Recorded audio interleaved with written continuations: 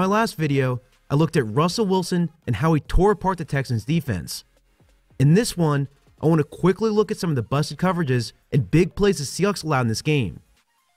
The first play we'll look at happened in the very first drive of this game. The Seahawks line up one deep safety while playing cover 3 post-snap. The Texans used a hard play-action fake, which drew the entire front 7 to the right. The goal of this play is to use the backfield flow to create a throwing lane for the slot receiver on his crossing route. Instead, Will Fuller completely torched the defense for the long touchdown. Looking closely at his route, Fuller ran a simple post route from the left side of the field. He released off the line of scrimmage and widened Griffin before cutting sharply up the field. Now, I mentioned this in my Shaquille Griffin video last week, but one of his main weaknesses is playing off-man coverage. He is simply not good at timing his sprint. In this play, he hesitates until Fuller is within 1 yard, and this is why Fuller easily burst past him.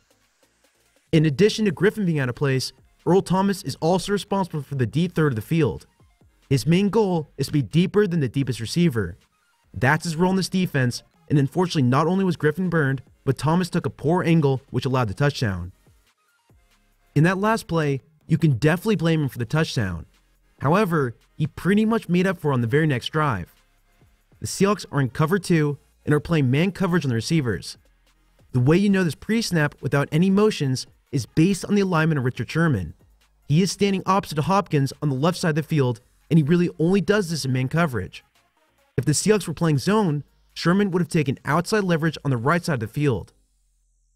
After the snap, Hopkins runs a dig route. Watson looks to his right and then back to his receiver, somehow completely missing the safety. I have no idea what he was thinking, and honestly, there is no way this throw is going to work.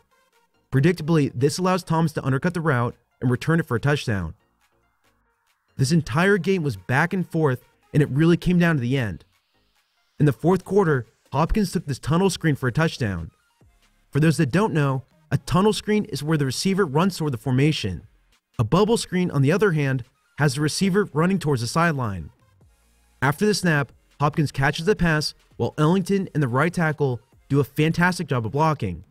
This allows Hopkins to turn a 3-yard catch into a 10-yard gain. Then what really seals this run is Hopkins' amazing vision and frankly a bad angle by Chancellor.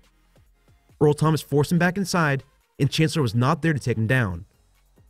Now, in this game, there were definitely some blown coverages, but I really don't want to minimize how good Deshaun Watson was. He, just like Russell Wilson, was holding his offense together. His ability to scramble and break contain opened the door for big plays for his receivers. If he didn't get outside of the pocket on this play, for example, there is no chance he would have been able to complete this pass to Fuller. Before I end this one, I have to give credit to the Texans for a really cool play design.